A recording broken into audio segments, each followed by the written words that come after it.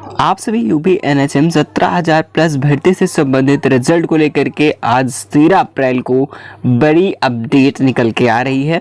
जैसा कि आप सभी को मैंने पहले भी कहा था कि आप लोग बस थोड़ा सा इंतज़ार कर लीजिए, क्योंकि आप सभी का जो अप्रूवल है वो पास हो चुका है। यानी कि मेरा कहने का मतलब ये है कि जो रिजल्ट पीडीएफ है वो सारी प्रक्रिया को लेकर के कल मैंने आपको बताया था कि रेडी हो चुकी है। तो फाइनली जो डेट है वो चीज़ को लेकर के क्लियर कर दी गई है। तो आज नोटिफिकेशन के जरिए क्या जो है निर्देश दिए गए हैं, क्या नोटिफिकेशन है, मैं आप सभी को दिखाता हूँ। ठीक है, अभी विथ प्रूफ दिखाने वाला हूँ कि उसमें आखिरकार मेंशन क्या है। ऐसे कि इस चीज़ को लेकर के कई बार ऐसे जो है सॉर्ट आउट किया गया था, लेकिन जो इस नोटिस के जरिए नोटिफिकेशन जो जारी हुआ इसमें क्या कहा गया है 13 अप्रैल को लेकर के, तो शॉर्ट लिस्टिंग रिजल्ट है वो बहुत जल्द आप सभी के पास कभी भी किसी भी समय आ सकता है। तो फाइनली इसके बावजूद भी बहुत ज़्यादा डाउट लोग करते हैं कि डेट क्या होने वाली है, कट ऑफ क्या होगी, इतने बताने के बावजूद भी अभी भी बहुत ज़्यादा डाउट है। तो उसके बारे में भी बात करेंगे कि डीवी के स्कोर कितने होने चाहिए, फाइनल स्कोर क्या होने चाहिए, इस पर भी बात कर लेंगे। सबसे पहले मैं आप सभी को बताता हूँ नोटिफिकेशंस को लेकर के। पहले मैं नोटिफिकेशन रीड करता हूँ, आप सभी को दिखाता हूँ। जैसा कि आपने इसके बारे में कई बार आपने देखा भी है, ठीक है ना। देखो इन्हें सीधा गया नोटिफिकेशंस का कि this is reference to advertisement number, date 26/11/2022 में जो डेट किया गया था जो एप्लीकेशन फॉर्म का, regarding recruitment of 17,000 plus contractual with vacancies of ANM staff nurse, lab technician, pharmacist, allopathic under various program UP NHM. UP result जो दिया है कि UP NHM UP result shown, यानी कि आपका जो रिजल्ट है बहुत जल्द कभी भी जारी किया जा सकता है, इसमें कोई डेट फिक्स नहीं है।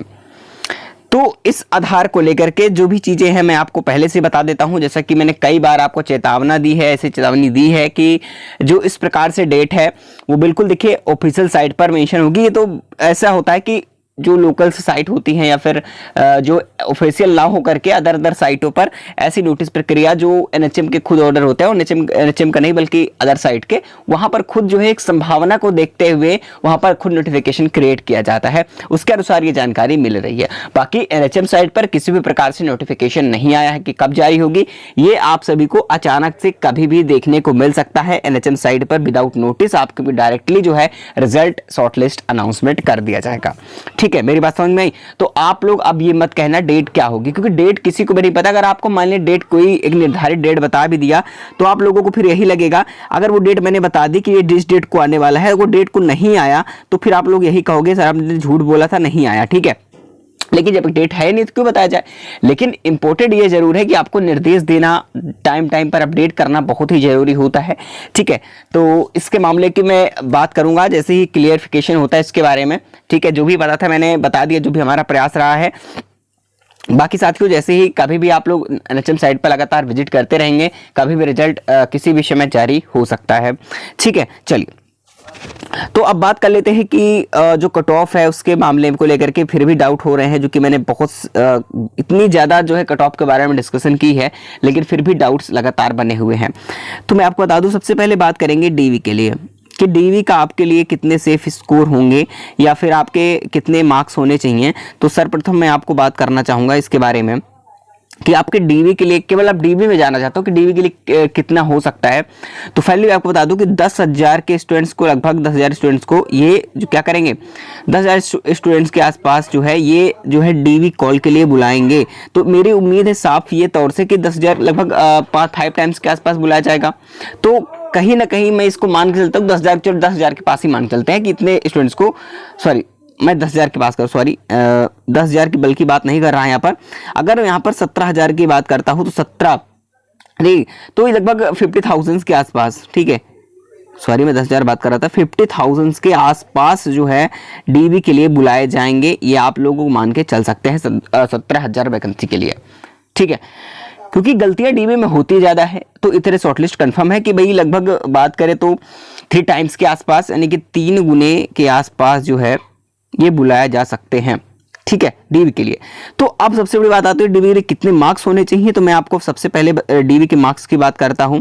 तो कम से कम आपको देखिए, एवरेज की मैं बात करूं, सबसे पहले मैं यूआर काउंट करता हूं, बाकी आप कैटेगरी वाइज आप लोग खुद जो है डिस्कनेक्ट कर लेना, खुद से आप 1-2 नंबर का डिफरेंस समझ सकते हैं, 3-4 नंबर का हो सकता है। सबसे पहले यूआर की मैं बात करता हूं, जो आपके क्वालिफाइंग मार्क्स हैं, जो कि आपके पासिंग मार्क्स हैं, उन पासिंग मार्क्स से कम 8 से 10 मार्क्स भी, और किसी की डिग्री में 5 मार्क्स भी अधिक होने चाहिए। अब सोचो 8 से 10 मार्क्स का मतलब यह है कि पासिंग मार्क्स के अलावा इतने नंबर एक्स्ट्रा होने चाहिए। ठीक है, मेरी बात क्लियर हुई कि भाई अगर 30% मान लीजिए पासिंग मार्क्स है यूआर का, तो कहीं ना कहीं आपको इससे ज्यादा लाना होगा। इन सभी चीजों को 33% पे कन्वर्ट कर सकते हैं। 33% के आफ्टर ऑल और भी कितना ज्यादा नंबर चाहिए तो उस पर डिपेंड करता है। ठीक है, तो इस प्रक्रिया को लेकर के 33% के अलावा या फिर और भी जितनी भी कैटेगरी वाइज पासिंग मार्क्स दिए हैं उनके अलावा 8 से 10 मार्क्स एक्स्ट्रा होने चाहिए, या फिर इससे आपके क्योंकि देखिए फाइनल मेरिट में जरा इसलिए बता रहा हूँ, ये देखो अगर आपको लगता है 8 से 10 मार्क्स सभी कैटेगरी में की, एवरेज की मैंने बात की है। अब 8 से 10 मार्क्स की मैंने बात की, अगर चले मान लीजिए किसी का 35 नंबर था भाई, वो पास हो चुका है पासिंग मार्क्स के अलावा।